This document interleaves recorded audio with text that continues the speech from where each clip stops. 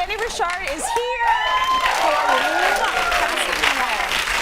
This is a situation so many are going through right now, okay? It's having a vegan or a vegetarian in the house. We clapped too loud and now the baby's upset.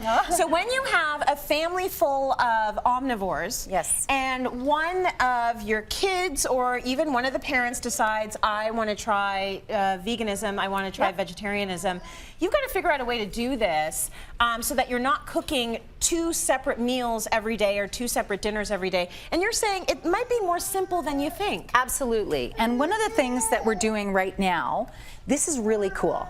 All you have to do is reverse the process. Okay. Okay? So in this case, this was a beef and broccoli recipe. I have 2 daughters now that are vegan. Okay. Oh. One all of a sudden just before Christmas. 5 days before Christmas.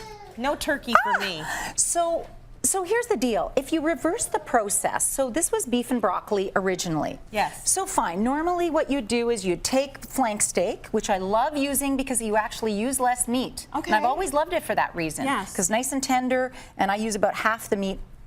If a recipe calls for, let's say, a pound, I'll use about a half a pound. Oh, well, and that's you can cut it economical. so nice and skinny and so thin that it just kind of spreads itself all over the veggies and it's yummy. Okay. So anyway, if you make a sauce and you put the veggies in, it does 2 things for you. Yep.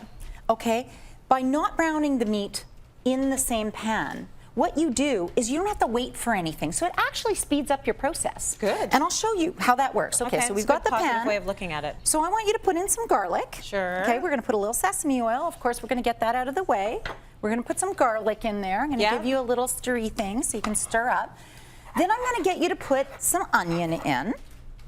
You want all the onion? All the onion. I've got it pre-measured, so it's just an onion slivered really nicely. Yeah. Okay.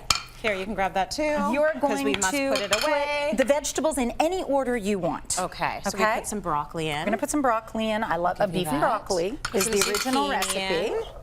You can put some zucchini. Don't put it in if your family doesn't like it. Of course. And mushrooms. And mushrooms. Which I know can be very contentious with some children. Some children don't like it. Don't use it. Don't put it in. I love You're going to stir that up, and then your sauce that you're going to use is you're going to use a 1/4 cup of tahini. There's a little scooper there that might be easier for that to go in. Okay. So you're going to put a 1/4 cup of tahini or peanut butter or almond butter, whatever your family can use. Yeah. Tastes delicious with any of the above. I'll take those out of your hands. There you go. You need that probably to scoop. No, you probably don't need that to scoop that. It's a soy sauce? No, what that is it's a dry garlic rib sauce. I use it in Asian cooking all the time because it's got some honey, it's got some garlic, it's got some soy, it's got everything in it, and it makes cooking the work week really easy. Okay for vegans, vegetarians? Vegans and vegetarians, it's awesome. It has nothing in there that you can't eat.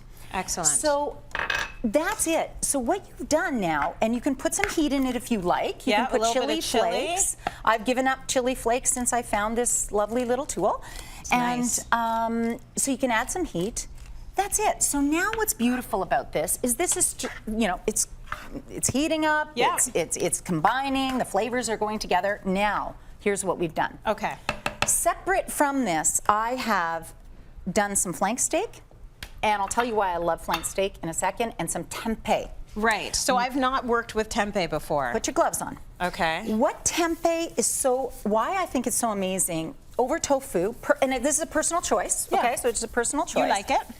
It's because I find that tofu not only is processed, but it tastes a little processed to me, just to me, okay? Whereas tempeh, what it is it's think of yogurt. The fermentation of yogurt is controlled. It's under a controlled setting. Yeah. That's what tempeh is. So it is soybeans.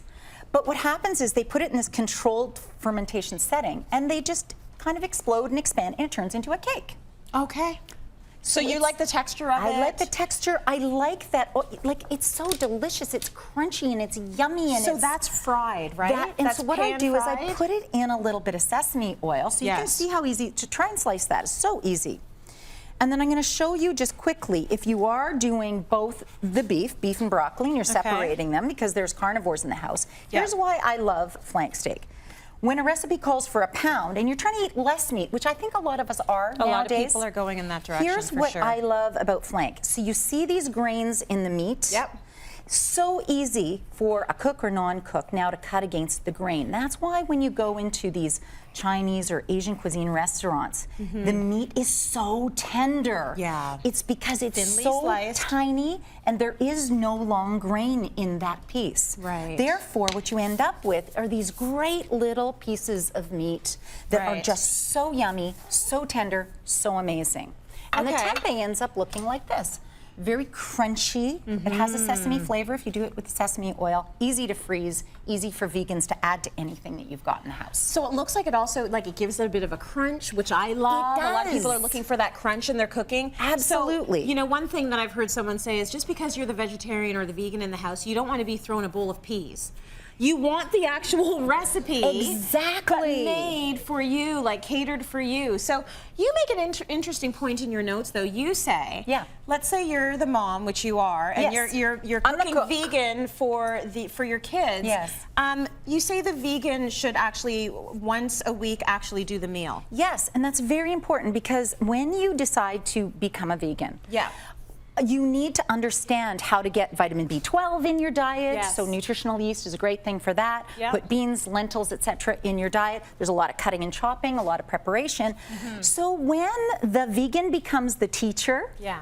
and they adopt that one meal a week, not only does it take the pressure off me, the cook, Yes. but also I'm kind of learning in the process and I'm able to uplift that choice of my daughter and say, hey, this is okay. This is your choice. It's a healthy choice for you at this time in your life. supportive. Be supportive. That's really nice. And the rest of the family would be surprised how much they start liking it, Yes. the vegan version of it. It's Yeah. very interesting. Well, I think that's great. And then everyone has a chance to try both.